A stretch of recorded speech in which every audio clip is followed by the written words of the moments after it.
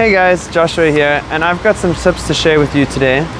Some tips that are going to help you during this COVID-19 lockdown, because many of us are trapped at home or have to resort to outdoor training. So I'm going to show you what I do using just the resistance band. So I'm going to share with you some tips on how to use this resistance band to do 5 easy, simple exercises that I would be doing at the gym that now I can do at home. So our first exercise is going to be to target the chest. Usually I'd be in the gym doing bench press, but instead I'm going to be doing a resistance band push-up, and just to add and spice things up to this push-up, I'm going to elevate my feet to add more load and stress to my chest. So when doing the push-up, an elevated push-up or a resistance band, what I'm going to do is I'm going to wrap the resistance band from my left around the back of my body to my right hand. I'll be then placing my hands on the floor and elevating my feet onto a box or into a small step. I will then make sure my core is super tight and nice and stable so that my back does not arch or bend. This will allow more stress and more load onto the chest and shoulders. Alright guys, so our second exercise is going to be a bent over row. So bent over rows are to target the back, and usually what I'd be doing is using a barbell in the gym, but instead today I'm going to be using a resistance band. For our bent over row, what we're going to do is holding the band in our left hand, placing it underneath our body, underneath our feet. We're going to grab it with our right hand. We're going to hip hinge 45 degrees so that our back is nice and straight and that we are slightly bent over.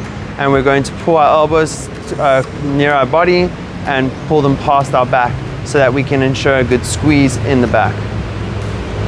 So our third exercise is something we're going to do to target our legs. Usually I would be doing a barbell squat in the gym, but because we're doing an outdoor or home workout, we're going to be using a resistance band for stability, and we're going to be doing a single leg squat. Now why we use this resistance band is we're going to attach it to something so that we can use it for stability, we can hold on to it, and this will allow us to really focus on a few cues during the single leg squat, as like you want to make sure that your knee does not go on the inside of your toe. You want to make sure it's on the outside of your toe. This allows you for a good external rotation within the knee and the hips. You also want to make sure that your back is not slightly bent at the bottom. You want to make sure that your back is nice and straight, so keep your core nice and tight and strong.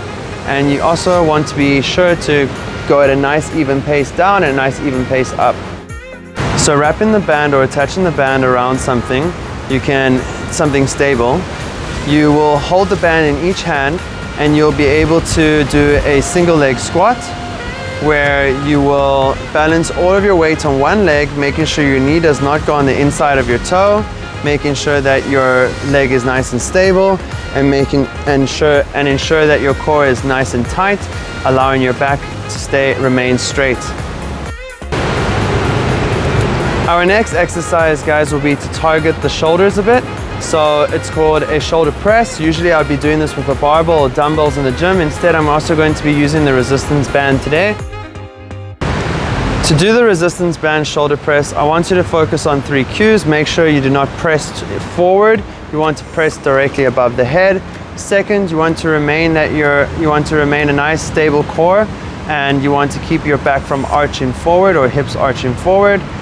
You also want to make sure your feet are at a nice shoulder width apart so that you have good stability and you've got a good standing base. Our final exercise is going to be a deadlift. So I'm going to show you 2 versions, our conventional deadlift and our sumo deadlift.